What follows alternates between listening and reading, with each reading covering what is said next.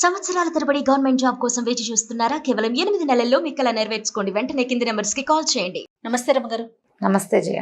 రమగారు, ఈ వీక్ అన్ని చిన్న చిన్న స్టోరీస్ చెప్పారండి. కొంచెం పెద్ద స్టోరీ చెప్పండి మాకు ఈసారి. మరి అరగంట స్టోరీ చెప్పలేను. మరి అరగంట వద్దు, అందులో కనీసం సగంలో సగమైన సగం స్టోరీ చెప్పచ్చు. రైట్. ఈ లాక్డౌన్ పీరియడ్ లో నేను చాలా కథలు చదివానని చెప్పా కదా. చదివిన కథలు కొన్ని పెద్ద కథలు బాగున్నాయి, ఇంట్రెస్టింగ్ గా. ఒకటి చెప్తాం. ఇదేంటంటే కొంచెం పర్షియా దేశం లాంటి కథలు. ఉర్దూలోంచి ఉన్న కథలను ఏమైనా బహుశా ట్రాన్స్లేట్ చేయబడ్డాయేమో అని అనిపిస్తుంది. అరబిక్ లో ఉన్న కథలు అయి ఉంటుంది బహుశా. అయితే ఇలాంటి ఒక పర్షియా దేశాల్లో ఏదో ఒక ఊళ్ళో ఒక హసన్ అని ఒక ఆయన ఉండేవాడు.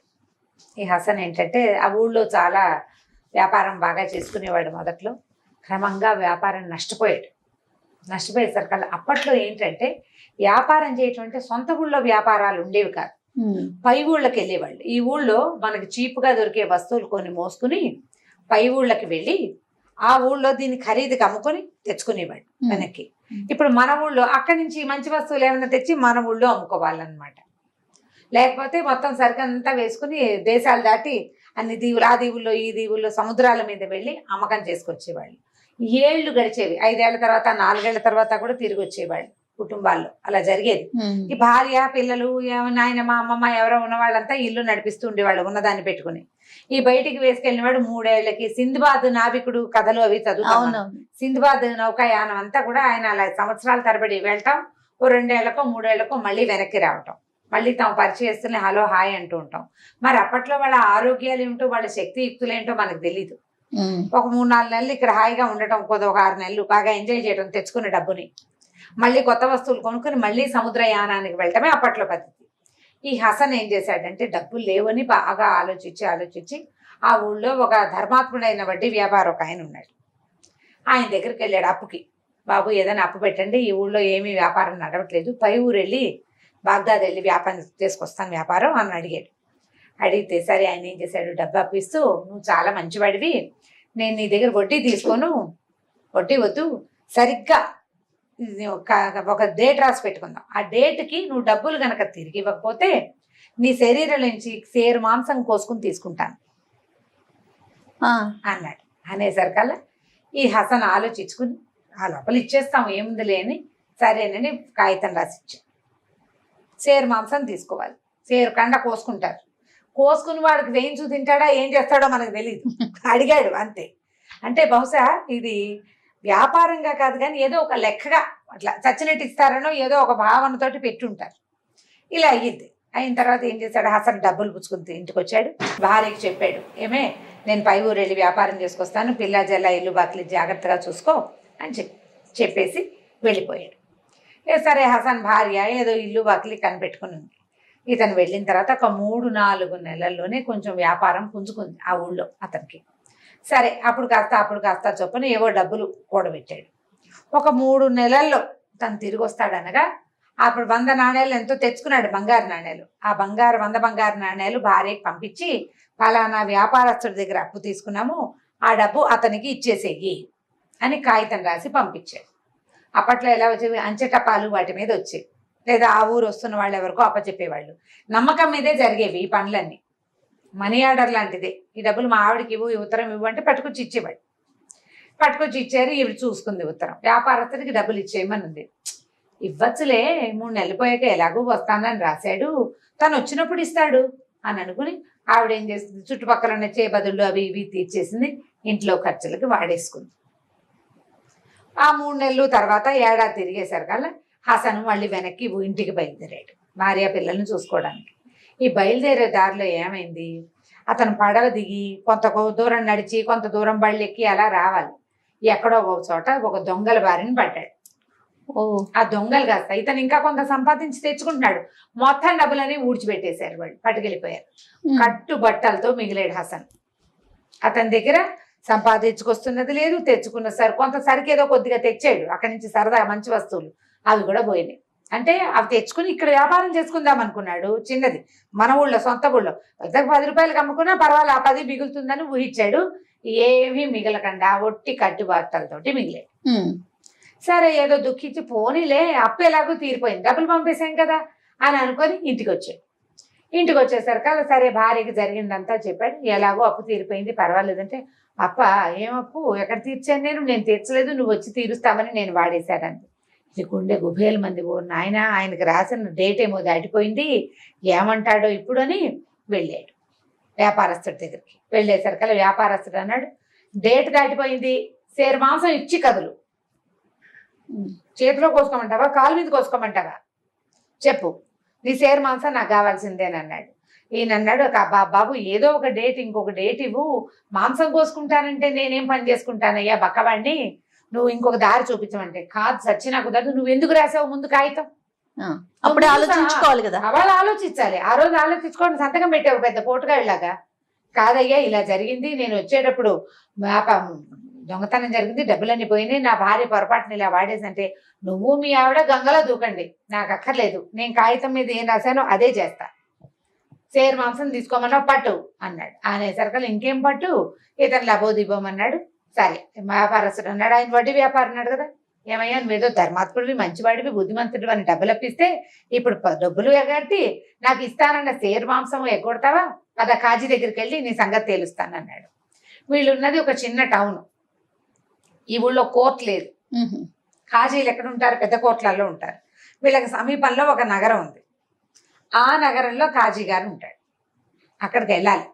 సరే కాజీ దగ్గరికి వెళ్దాం అనుకుని ఏం చేశారు, సరే పెళ్ళానికి చెప్పాడు, కాజీ దగ్గరికి వెళ్తున్నాం, ఆయన దగ్గర తీర్పు చెప్పించుకుని సేరు మాంసం ఇవ్వమంటాడు, ఓ సంవత్సరం టైం ఇప్పిస్తాడు, ఏదో ఒకటి చేస్తాడని భార్యకి చెప్పాడు.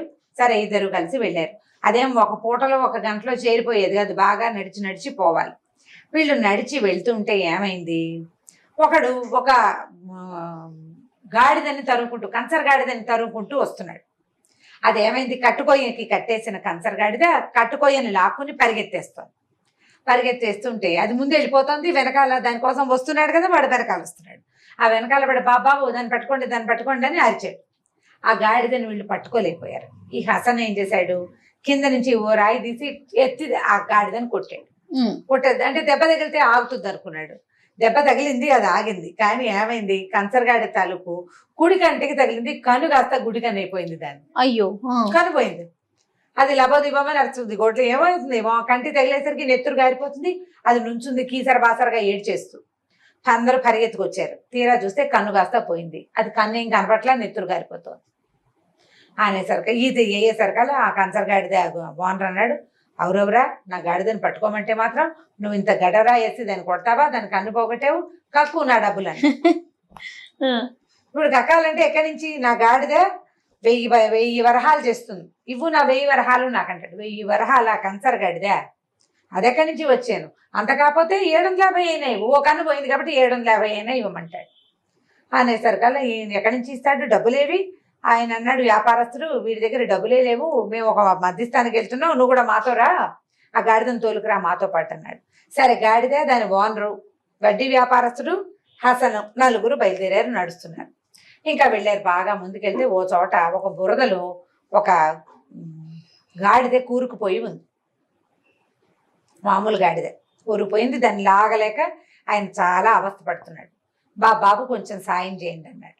అనేసరికల్లా ఏమైంది, ఈ హసను, ఈ నలుగురున్నారు, ఇక్కడ ముగ్గురున్నారు కదా మనుషులు, వాడు ఒకడున్నాడు.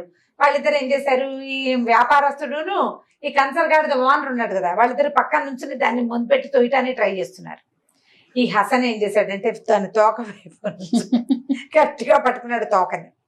ఈ లోపల ఈ తోక పట్టుకుని వెనక్కి లాగడానికి ముందుకు లాగడానికి ట్రై చేసే టైంలో వీడిటు లాగాడు, వాళ్ళటు తోశారు, తోక కాస్త తెగిపోయింది. పుట్టుక్కుమని తెగేసరికల్లా అదికే గట్టిగా ఓనర్ పెట్టింది గాడిద. అక్కడి నుంచి రక్తం కారుతుంది, ఎంతో కొంత తోక తెగితే బ్లడ్ రాదు.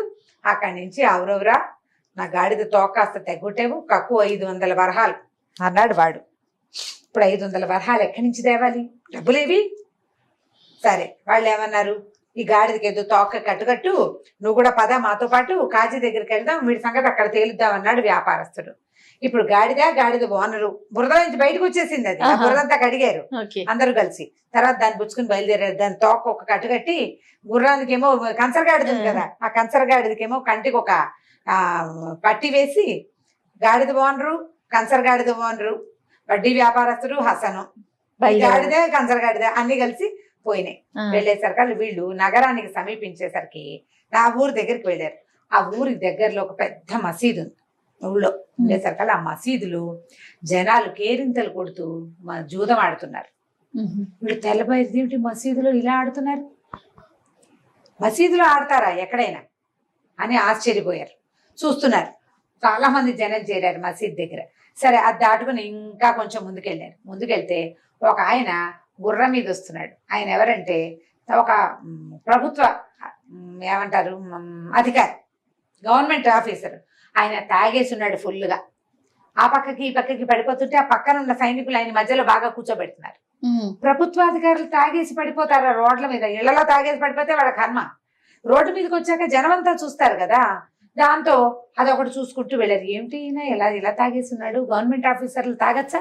డ్యూటీలో ఉండి అసలు తాగకూడదు. ఆయనకి డఫేదారు వాళ్ళు వీళ్ళు ఉన్నారు పక్కన, ఆయన ఒకడు వెళ్ళటల్లా. ఆయనకు ముందు కొంతమంది సైనికులు నడుస్తున్నారు బల్లేలు పట్టుకుని, ఆయనకు అటు ఇటు ఉన్నారు. ఆయన వెనకాల కూడా కొంత జనం ఉన్నారు. మంది మార్బలంతో వెళ్తున్నవాడు ఏదో డ్యూటీ మీద వెళ్తున్నా, ఆన్ డ్యూటీ తాగొచ్చు, తాగకూడదు కదా, ఆశ్చర్యంగా చూస్తున్నారు. సరే ఇంకా కొంచెం ముందుకెళ్తే ఒక శవయాత్ర జరుగుతుంది. ఒకడిని పాడి మీద మోసుకుపోతున్నారు. మోసుకెళ్తుంటే ఆ వాడు నేను బతికే ఉన్నాను, నన్ను వదిలిపెట్టండి రో అని అరిచి కేకలు పెడుతున్నాడు. ఊళ్ళో జనం తెవదారిని వాళ్ళు పోతున్నారు. ఒక్కళ్ళు కూడా వీడి మాట వింటల్లా. శవలు లేచి కూర్చుని నన్ను బతికే ఉన్నాను అని చెప్తే జనాలంతా హడిలిపోవద్దు, ఏమీ లేదు, ఎవడి పనిలో వాడు ఉన్నాడు. ఈ మోసుకెళ్ళి వాడు నోరుమూసు పడుకో అని తీసుకుపోతున్నారు వాడిని. ఇది ఆశ్చర్యంగానే ఉంది, ఏమిటో విచిత్రంగా. సరే అక్కడి నుంచి వెళ్ళారు. వెళ్తే ఏమైంది, కాజీకి ఇంకా టైం ఉంది ఆయన రావటానికి. ఆయన రేపు పొద్దున్న వస్తాడు, చీకటి పడిపోతుంది, ఈ పూటకి ఎక్కడో పడుకోండి అన్నారు. సరే ఒక సత్రం, ధర్మ సత్రాలు ఉండేవి అప్పట్లో, గవర్నమెంటే నడిపేది. ఆ ఊరు నుంచి ఈ ఊరికి పనుల మీద వచ్చిన వాళ్ళు వెళ్ళి అందులోకి వెళ్తే ఆ భోజనం పెడతారు, పడుకోవడానికి ఒక చాప దిండు ఇస్తారు ఫ్రీ.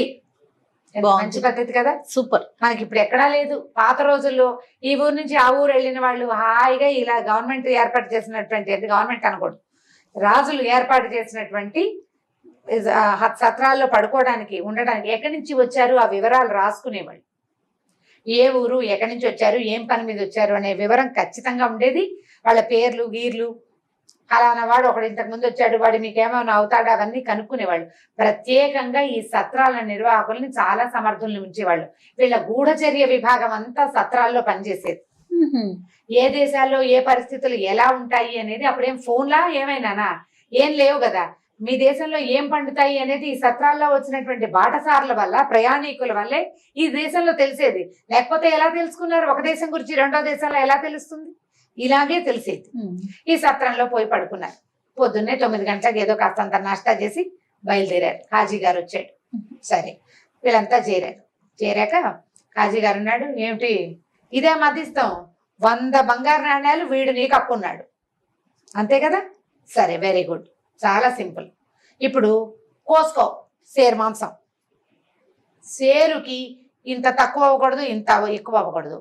కరెక్ట్గా సేరు కొయ్యి ఎంత పెంచావో నువ్వు, అంటే ఎంత ఎక్కువ ఎన్ని గ్రాముల్లో తీసుకున్నావో అంతకి డబల్ నీ ఒంట్లో నుంచి తీస్తా అన్నాడు. సేరు మాంసం కరెక్ట్గా ఎలా కోస్తారు? మనిషి శరీరంలో నుంచి కొయ్యగలరా? కొయ్యలేరు కదా. ఆయన ఆశ్చర్యపోయాడు. అదేంటి సార్, అదేంటి బాబు, అది ఎలా అంటే? అబ్బే నాకేం సంబంధం లేదు, అదిగో కత్తి, అరే నూరండి రా కత్తి, వీడికి ఇవ్వండి కత్తి, కోసుకుంటాడు అనేసరికల్లా ఈయనకి ఆశ్చర్యం. తెల్లబోయాడు వడ్డీ వ్యాపారస్తుడు. అబ్బే ఇది నా వల్ల కాదండి అన్నాడు. మరి నీ వల్ల కాని బేరం ఎందుకు పెట్టావు నువ్వు? అతను సంతకం పెట్టాడు, పాయింట్. పెట్టేనాడు తెలియలేదా అని అడిగావు, అది కూడా పాయింటే. కానీ నువ్వు నేను సేరు మాంసమే సరిగ్గా తీసుకోలేను, ఎక్కువో తక్కువో అవుతుంది అని నీకు తెలీదా? ఇలాంటి దిక్కుమాల షరతు ఎందుకు పెట్టావు?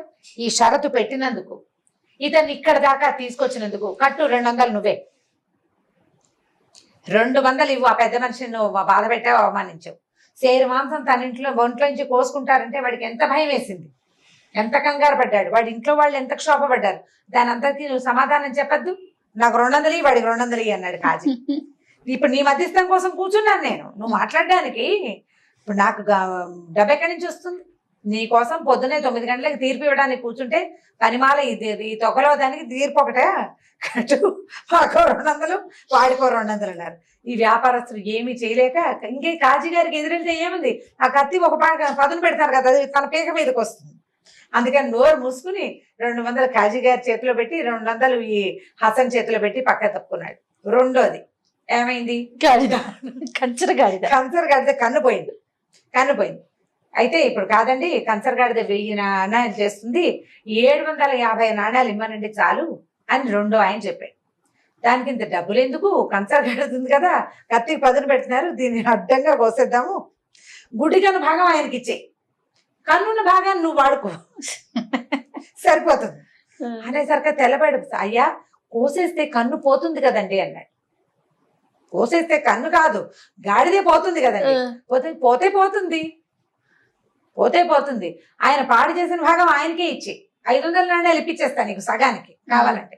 నువ్వు 1000 నాణ్యాలు అన్నావు, నీ గాడిద ఖరీదు ఎంత, కంచర గాడిద 1000, నీకు 50% నేను ఇప్పిస్తా ఆయనతోటి, సగం కోసి ఇచ్చి అనేసరికి వాడు తెల్లబోయాడు. అయ్యో కాదండి, గాడి చచ్చిపోతుంది వృధాగానంటే. అయితే నీ గాడిద నువ్వే ఉంచుకో, కన్నుపోతే నీకు 1000 ఇవ్వాలా, ఆయన ఇక్కడ అక్కడి నుంచి ఇక్కడికి వచ్చావా, కట్ట 500 ఇచ్చి నీ గాడిదని తీసుకెళ్ళి అన్నాడు. అనేసరికల్లా ఏం చేస్తాడు, సరేనన్నాడు. 250 కాజీకి 250 రూపాయలు హసన్కి ఇచ్చి కంచర్ గాడిద వాడు కూడా వెళ్ళిపోయాడు. సరే మూడో గాడిద ఆయన వచ్చాడు. నా గాడిద తోక తెంపేశాడంటే ఈయన అన్నాడు. తెంపేశాడా, గాడిద తోక తెంపాడా, సరే ఓకే, ఏది అటు ఇటు చూశాడు. ఆయన ఒక గాడిదని ఎక్కి వచ్చాడు. అక్కడ ఊళ్ళలో గాడిదలు కంచర్ గాడిదలని ఎక్కుతారు. అరే దాన్ని ఇటు కట్టేయండి రా అన్నాడు. ఆ గాడిదని తెచ్చి కట్టారు. కట్టాక ఈ గాడి తోక తెంపు, నువ్వు తెంపు చూద్దాం ఈ గాడి తోక, ట్రై చేయమన్నాడు. ఈయన వెళ్ళి గాడి తోక పట్టుకోగానే అది ఎగిరి వెనకాలతో పెడేమని తన్నింది. పడ్డాడు దూరంగా. మళ్ళీ ట్రై చేయమన్నాడు కాజీ. నేను ట్రై చేయను అంటే చంపేస్తారు వాళ్ళు, ట్రై చేయాల్సిందే. 3 సార్లు గాడితోటి ఎగిసి తన్నించుకున్న తర్వాత ఆయన దండం పెట్టేశాడు, నా వల్ల కాదండి అన్నాడు. అయితే నువ్వు గాడిద తోక తెగిపోతే నీకు సహాయం చేయడానికి పూనుకున్నాడు. పొరపాటున గాడి తోక తెగింది. 10 రూపాయలు అడుగుతావు, పావలు అడుగుతావు, గాడి తోక రిపేర్ చేయించుకోవడానికి, అంటే దానికి పలాస్త్రి పట్టి వేయించడానికి ఓ 10 రూపాయలు అడగాలి, అంతేగాని గాడి 500 ఇమ్మంటావా, 500 కక్కి వెళ్ళమన్నాడు ఆయన. 500 కట్టించారు వీటితోటి కూడా.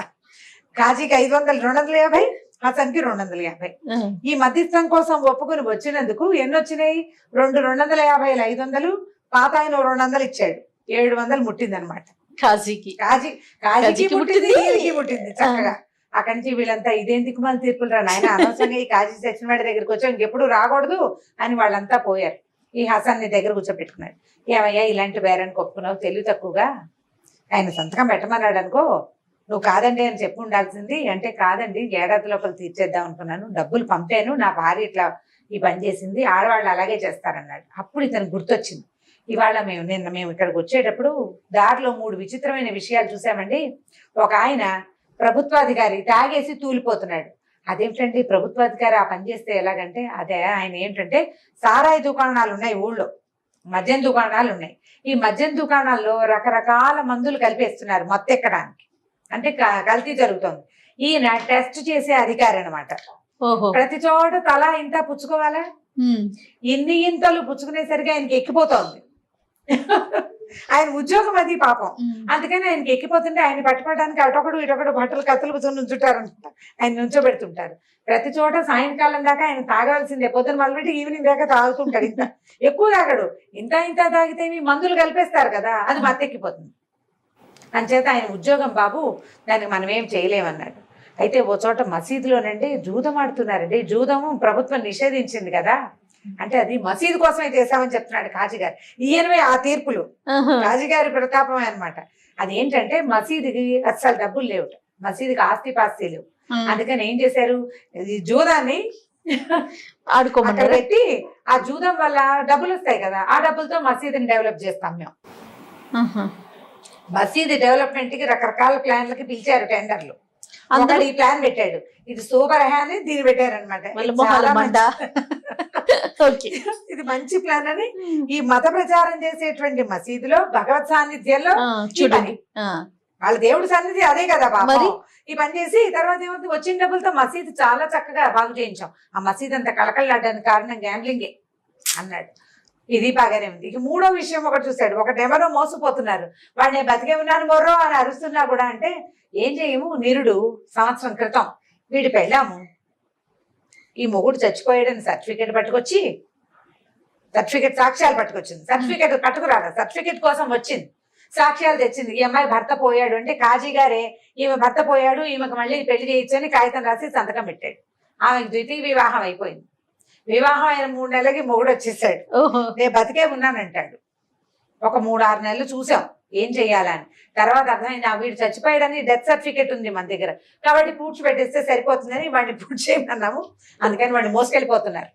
అందుకే మోసుకెళ్తున్నారు వాడిని. వాడిని పూర్తి చేస్తారు. పూర్తి చేస్తారు. మరి వాడు డెత్ సర్టిఫికేట్ ఉంది, సర్టిఫికేట్ ప్రకారం వాడు ఉండకూడదు బాగుంది అని చెప్పేసరికి హసన్ బాగానే ఉంది, పోన్లే మా తీర్పు మనకి ఇప్పుడు నేను ఇవ్వవలసిన 100 రూపాయలు నేను బాకీ ఉంటే నాకే 700 రూపాయలు వచ్చేలాగా చేశాడు. కాజీని ఏం అనకూడదు.